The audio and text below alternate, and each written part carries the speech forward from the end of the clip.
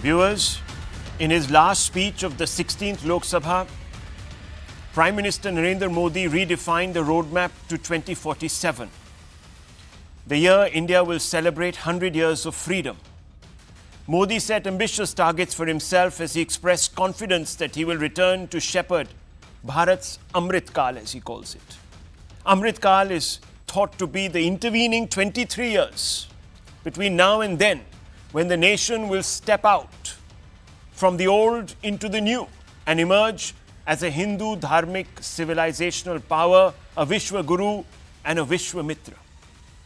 The themes in Modi's speech, though intensely political, viewers, were shaped around the Panch Prans he had proclaimed from the Red Fort last year. Let's quickly go over them so that we all acquaint ourselves with those words. Now, viewers, first and foremost, the Pran is up on your screens. He has committed his government to a developed India or a Viksit Bharat. He's gone on to say that he will strive to remove all traces of the colonial mindset,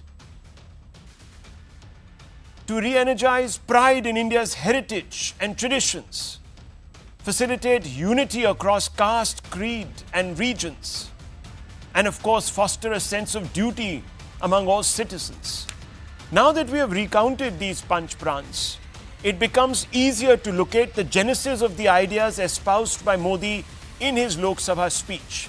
In conformity with his vision for a Viksit Bharat, Modi listed the development his government has carried out over the last 10 years. How he is uniting Indian society by focusing on the four real castes, poor, women, youth and farmers, and how he is paying rich tribute to India's dharmic heritage by refashioning spiritual precincts of Ayodhya, Kashi as engines of growth. But because this is crucial election time, Modi also took the opportunity to take a parting shot at the Nehru model that he claims held India back from its promised tryst with destiny. Modi slammed the Nehruvian ecosystem for its selective secularism and haughty elitism. Modi also accused the Congress of promoting a cult around the Nehru-Gandhi family, squeezing other notables within the Congress system out of the equation, leading to the cartelization of political power and the degradation of democratic culture. This, according to Modi, greatly reduced the Congress's capacity to speak for people beyond the pale, delivering a blow to social justice. He said Congress would have taken 100 years to achieve our record. He said Nehru once remarked that Indians are lazy and less intelligent. Nehru opposed reservations, citing inefficiency and second-rate standards. Congress did not consider B.R. Ambedkar for the Bharat Ratna, clearly, according to him, a sign that it was only superficially committed to the idea of social justice. He said the Congress dismissed democratically elected government several times, suggesting that it really didn't believe in a culture of federalism. Neither did it promote it. He talked about how the people of Jammu and Kashmir paid a heavy price for Nehru's mistakes. Went on to say Congress maintained the hold of British-era laws and relics, and the Congress stuck in cancel culture to oppose national achievements and therefore has become now a naysayer party. The Congress, of course, has been quick to respond and has put out its own black paper critiquing the Modi model on various fronts. In fact, the black paper only expands on Congress President's thesis that Modi is going to totally alter the constitution after 2024 and turn India into a Putin-esque oligarchy. Let's quickly go over some of the points. The Congress black paper talks about rampant unemployment. Viewers, policy blunders like DEMO and GST that killed small businesses, rising fuel costs despite a 21% fall in global crude prices, abject farmer distress, how Modi promised to double farmer incomes but hasn't fulfilled them, poor wage growth, less than 1% growth in rural wages, talked about crony capitalism, in strategic sectors. And you know, they've come up with this word Modani, viewers, which they repeat like a mantra. Backward classes have been betrayed. 48% rise in crimes against SCs and STs in 2022 versus 2013. The list is long, viewers, about how women have been hard done.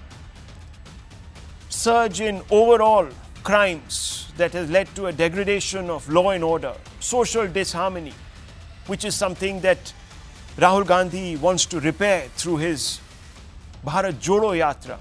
Mob lynching, convicts and rapists honoured by BJP leaders, institutional subversion. As I told you, viewers, the list is long. But let's ask certain basic questions, because today we are arguing, or we are stuck between which model to vote for, to pick, to choose, to place our confidence in. Which is it that is going to shape India when it celebrates its 100-year freedom? The Modi model or Nehru's model? And we've broken this down into 4 aspects, viewers. And I'm going to begin with the first of those. Which model, Modi or Nehru's, has better upheld secularism and the language of rights in this country? Let's open this up, viewers. Let's first begin with Mr. Pavan Verma and Shehzad Poonawalla. Let's bring them straight into the conversation. One a Nehruvian and another one who is completely believing in the Modi vision, naturally, because he is the spokesperson of the party. So let me ask you, Mr. Pavan Verma, to set the debate up.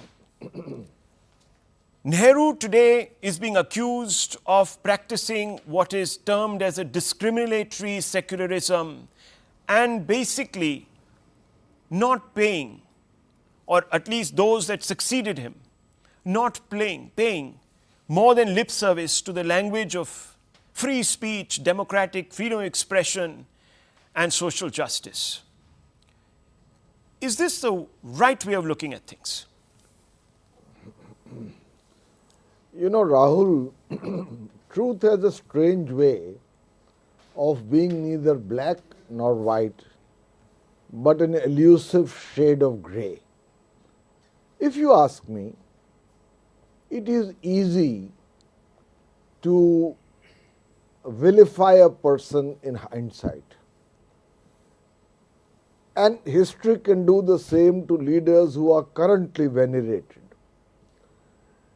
But in my view, I refuse to be a part of this organized campaign of believing that Nehru was entirely a representative of a model which was bad.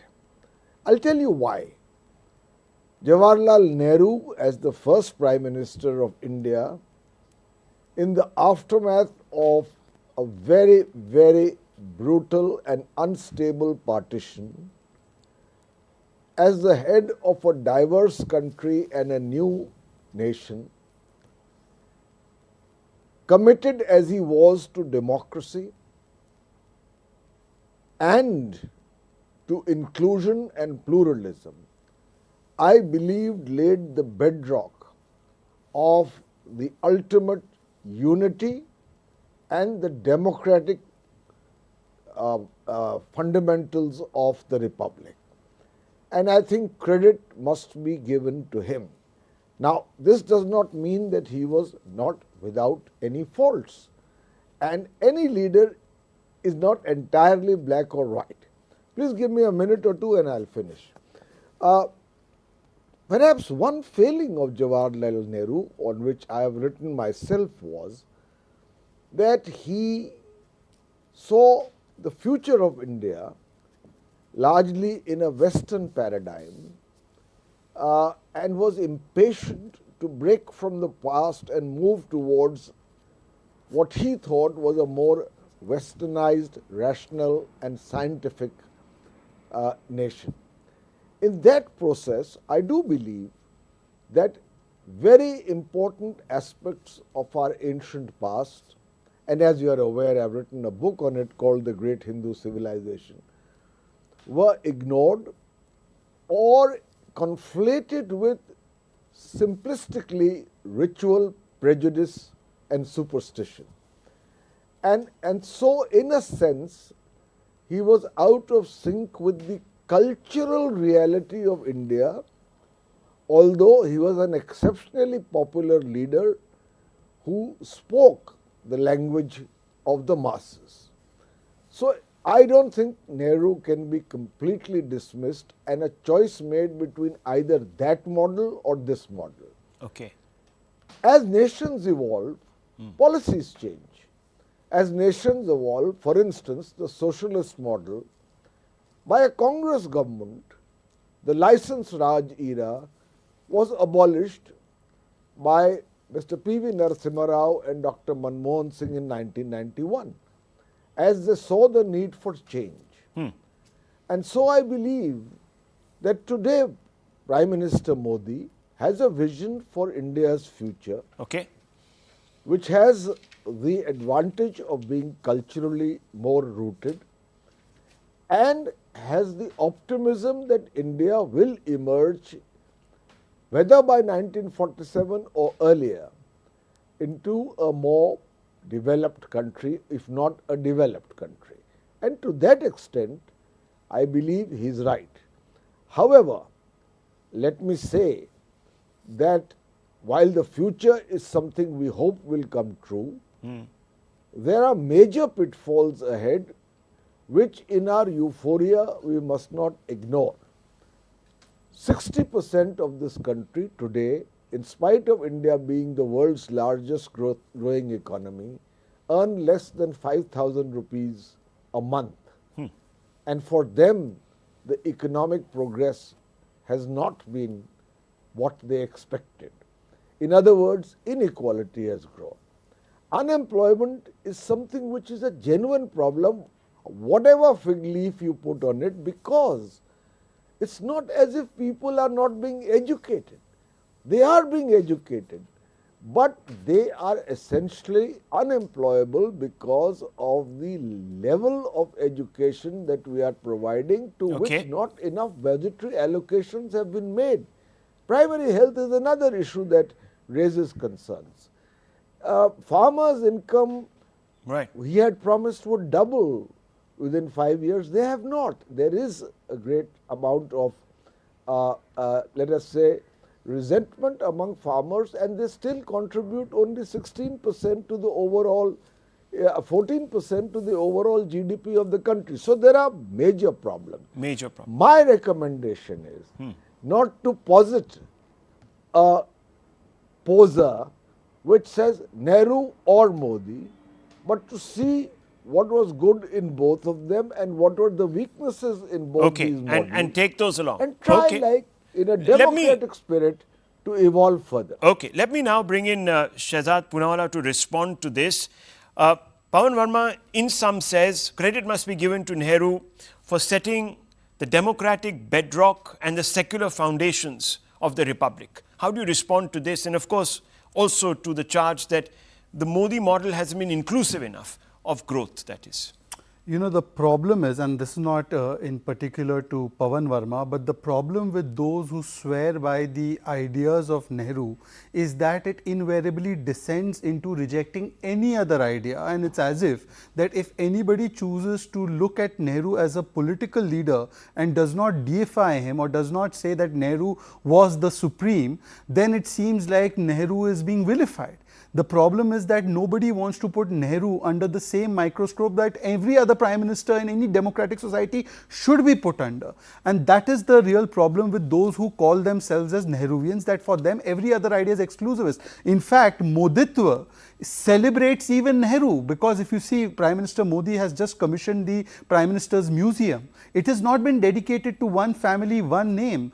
Every Prime Minister, small tenure or big tenure, has been given the space. But when one family wanted to build memorials, it was either Nehru Memorial, Indira Memorial, or it was Rajiv Memorial. It never went even to Atal Memorial, it never went to Lal Bahadur Memorial, or it never went into even Narasimha Rao Memorial, who has been now given the Bharat Ratna by the current government. So that is one point. Now let me sum up what Nehru and his tenure actually reflected. It reflected ailment.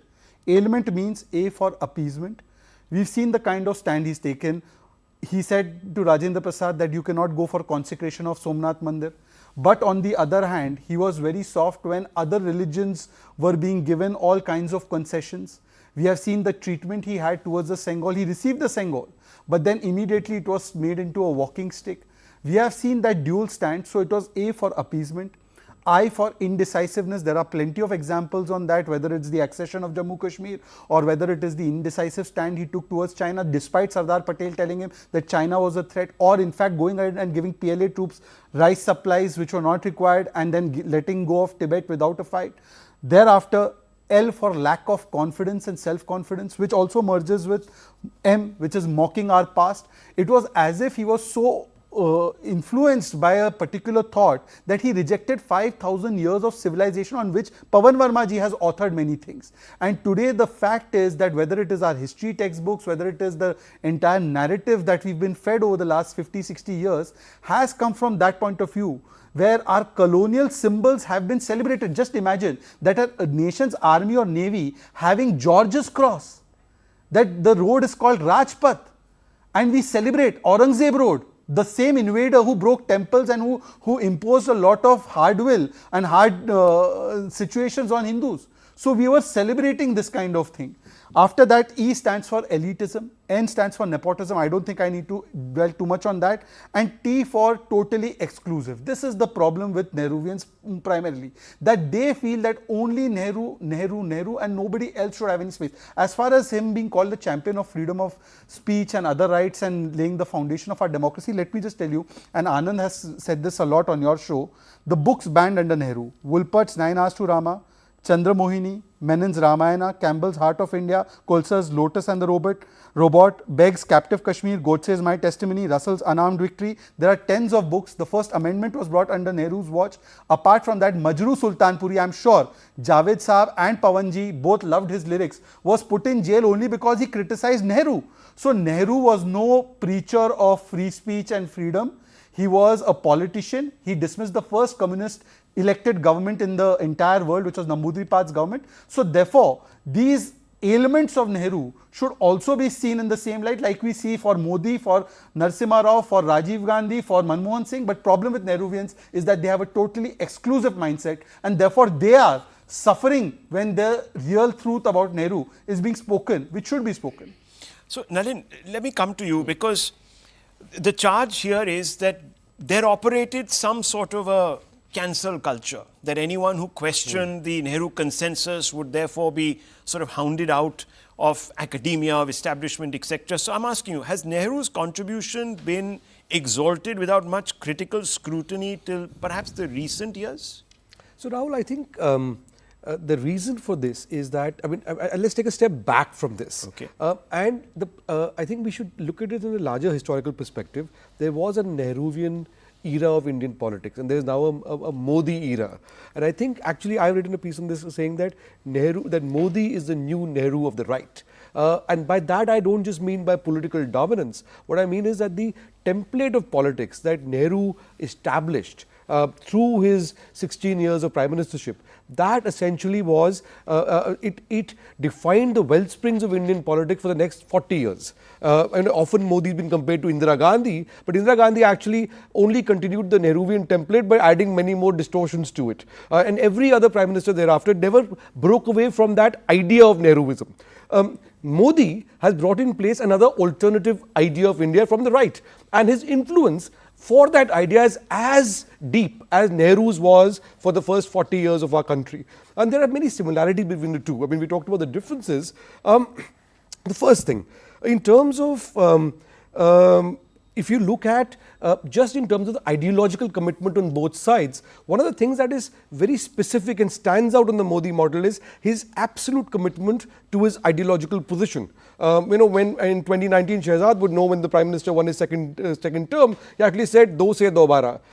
He said, we never moved away from our ideology while others might have, and he actually talked about this tax called secularism, and to quote him, Nehru was as unwavering about his idea of secularism as Modi is about about completely demolishing that and his own idea of secularism. So I think there's a similarity. You look at, Nehru had this idea of a tryst with destiny. He was the first prime minister and so on. Modi similarly is talking about, in a different era, of a much larger vision of a Amrit Kaal from 2047. So in that sense, just like Nehru was kind of eventually became above the fray of regular politics, he defined India itself. I think Modi has reached that position where he's positioned himself as outsider. He's talking about a much larger vision. And just as Nehruvian India was defined with, the new modern temples of modern India, the dam and so on, for Modi it is about welfareism, about toilet, Swachh Bharat for that, and also this idea of a new kind of India which is defined by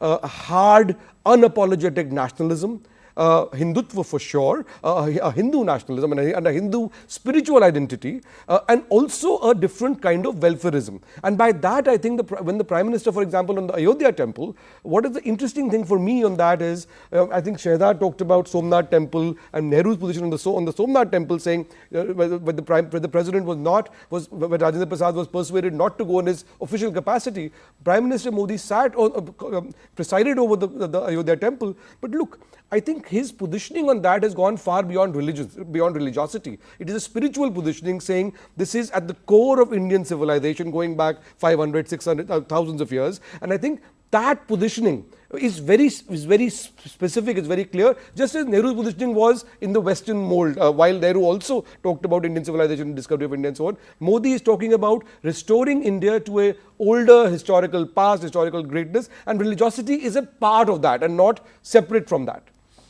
Interesting, very interesting. Let me come out to you, Ansari Saab, veteran journalist with us. Many people say, and the focus of course has been on Mr. Modi's record as a person who can take people along. But many people did not really look at the fine print of Nehru's record on the same parameter. And now many people are suggesting that, look, Nehru's model perverted secularism.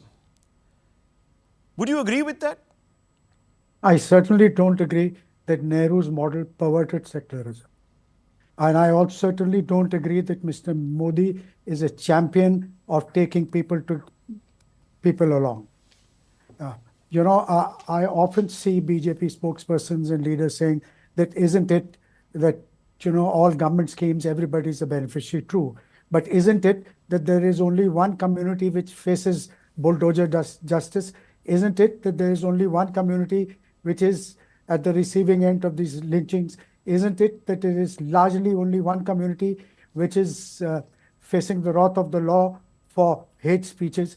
Isn't it that there is the application of law, the way the law is being enforced is pretty discriminatory. It's not uniform. So while people get away while one side gets away scot-free, the other faces the wrath of the law, which to my mind cannot be, it cannot be a plus point, cannot be seen. It's one thing to be a leader who believes greatly in the cultural renaissance and in his religion. But when you're Prime Minister of India, you need to take everybody along. It's one thing to say Sabka Saath, Sabka Vishwas, and what is the third? Sabka Vikas. Sabka Vikas. It's quite another when it's being implemented. And that's where I feel that the present government under Prime Minister Modi, despite all those fine words, is to be found wanting.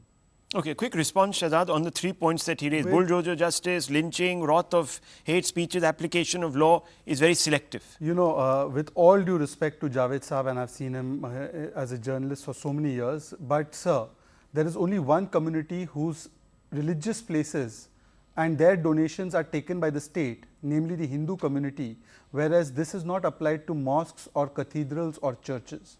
So who is the law being discriminatorily applied to? Sir, let me complete, sir. Secondly, sir, hate speech is given by Udayanidhi Stalin. He says Sanatan should be exterminated. He continues as a minister in the Tamil Nadu government. People come and vilify Ramcharitmanas. They say all kinds of things about Ram Mandir being a symbol of Gulami, also about Prabhu Shri Ram. Now, had anybody else said this about any other deity or god or any pious leader or person in any other faith, it would be Sar Tan Se Juda. We know that. We know that from first-hand experience. Also, as far as lynching is concerned, Javed Sahab, you would know better than me. When did the 1984 mass lynching take place? When did the lynchings take place in Mumbai, in Delhi, in Hashimpura, Meerut, Malyana, Bhagalpur? Were these lynchings when the BJP was in power or when it was the Congress was in power? In fact, when these lynchings took place, the Prime Minister no less got up and said कि बड़ा पेड़ गिरता है तो थोड़ी सी धरती हिल जाती है. And Rahul, coming to the larger point, look, what Nehru ji did was that he did colonial perpetuation. Colonialism was perpetuated with these symbols and signs, whereas Modi ji is doing civilizational awakening. And I have just one little bit problem with all these people. In the world over, when colonial symbols like statues are kicked off and broken, the same lobby says very good, these symbols of colonialism should be done away with. And in India, when these symbols of colonialism like Aurangzeb Road or Mughal gardens are done away with, they say, hi, mera secularism has gone. So this kind of double standards, therefore I say that these people are feeling uncomfortable because they have usually and always been exclusivists. They can't see. It was Mr. Vajpayee who did not allow Nehruji's portrait to be removed. But can these people even come when there was Nehruji's 125th year celebration? Nalin will testify. Rajnath ji was heading the committee. None of the Congress leaders showed up. When there is Azadi Ka Amrit Mahotsav, where we celebrated all leaders, Sardar Patel, whether it's Bhagwan Birsa Munda, none of the Congress leaders participated. They have not gone to Statue of Unity of Sardar Patel till date. Why? Cancel culture is what the Prime Minister defined it as. Is it a problem? So I think, look, for a very long time, look, I don't think we should take away from the importance of Nehru in India's history. Nehru was very much, one of the great independence leaders.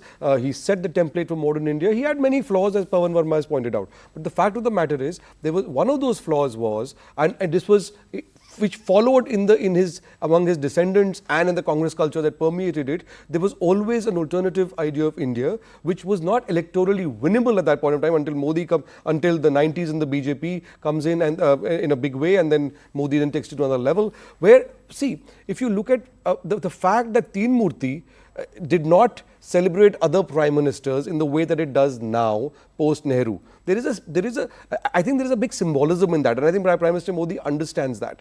So should one Prime Minister be put on one pedestal, no matter how great he or she was vis-a-vis the others? So I think there is because a lot of those shibboleths of the past are being questioned, so of course it's political, but So these there's a questions should be backlash. asked. Yeah. Okay, it's a question. Let me just bring in Pawan Verma on the third issue, which is now, of course, the news, the rage, so to speak, which is federalism. Now, Pawan Verma, there is a lot of documentation out there, letters between Mr. Nehru and various chief ministers. There's a lot of how should one put it, conversation. They're speaking to each other, not at each other. Today, Modi is accused of speaking at chief ministers. Is this, can this distinction be drawn that Nehru was more committed to federalism than Mr. Modi?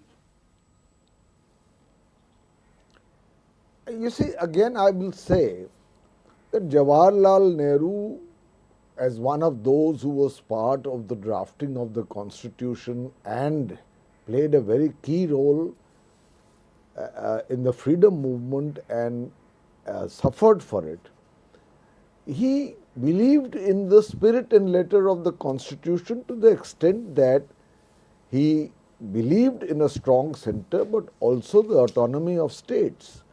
Now, you can quote the example where central intervention toppled a communist government in Kerala, but I don't think any regime, and I don't say the Congress is not guilty, but even the current regime has used its strength, numerical and otherwise, to form governments which have no numerical support or manipulated or conjured support. So this is the politics that goes on. But today I find What? there is a Urdu word for it, talkhiyat, a new acrimony in state central relations. And much of it is based on the fact that states which don't have a so-called double engine sarkar feel that they are being discriminated against. Now, this is a matter of both factual analysis and a matter of perception. Factual. As you are seeing now, there are some states, factual analysis, because you have to go into the actual transfer of funds due to the states, the amounts they can borrow as against the limits set for the center itself, the amounts allocated in moments of emergency to opposition ruled states. Yes, as but the against numbers those are out ruled there by and they the don't seem BJP. to suggest There are any many- discrimination.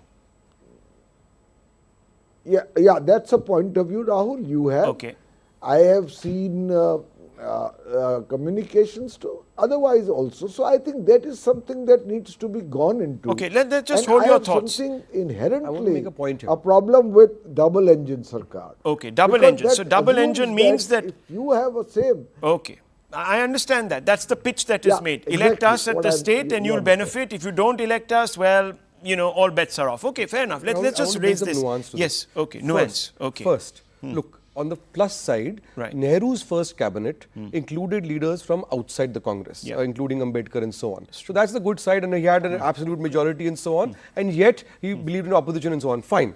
But there is another flip side to it as well, which is that for the first 2-3 years of his prime ministership, there was a huge debate between the Congress leadership and Nehru precisely on questions of Hindu nationalism that Prime Minister Modi today talks about.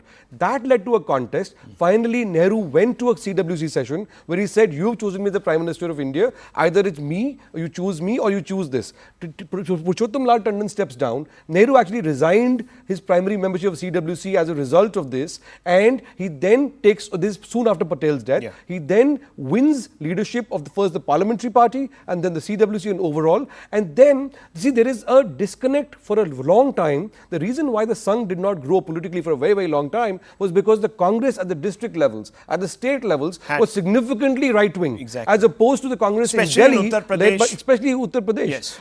And that happened because Nehru won full political control of the party in the way that Patel had until his death, and then there was a particular idea that, I'm not saying it was right or wrong, I'm just saying Okay. that Yes. there was a view, and that is also why the Sangh did not grow politically, and that dichotomy eventually came to a head in the Ayodhya movement. If Nehru was such a great believer in allowing democratic space to expand, he should have followed what Mahatma Ji's advice was, that after independence, the Congress named shop should shut, because it had a huge advantage of being the primary vehicle of winning independence for this country. And therefore, Mahatma Ji's most important advice to Nehru was ignored by Nehru. So much for him being a true ardent person who followed Mahatma. They did not even follow Mahatma, whose Priya Bhajan was Raghupati Raghav Rajaram, and he did not even follow his Ram Rajya theory. Anyways, let's not go into that. Now, because Pawanji spoke about factual analysis, let us speak about facts. 90 to 95 times 356 has been imposed. Maximum yogdan in this is of Nehru ji, Indira ji and Rajiv ji. Governments which had nothing to do with the Babri demolition were dismissed. 8 governments were dismissed because your government came into the center. This was the reason which with 356 was imposed. No 356 has been imposed like this under Vajpayee ji or under Mr. Modi, point number 1. You have quoted Urdu word saying talkiyat. No sir, it was actually milkiyat. Milkiyat meaning from booth to Sansad. Only Congress should be there. It is my milkiyat, it is not even party's milkiyat. Well, viewers, look, there are two models that are being exalted by two different sides. I think some of us have said here that we shouldn't cancel one out to make another look better. Viewers, that choice, of course, is yours. As analysts, you can always pull out positives here and negatives there and so on and so forth, and sometimes you can exalt the negatives to paint a picture. And unfortunately, whether we like it or not, there is an ecosystem that works, that has a hangover, which has actually gone to great lengths. Just the other day, I was reading a piece in the New Yorker that did not mention that Article 370 was a temporary provision, or, for example, that it had been hollowed out by at least 52 presidential orders. But it was presented as an act of authoritarianism and as judicial barbarism. Think about that, viewers. We cannot go into selectively exalting facts. We must look at pictures in their entirety, and that's what Crux hopes to do in this part. Thank you, gentlemen.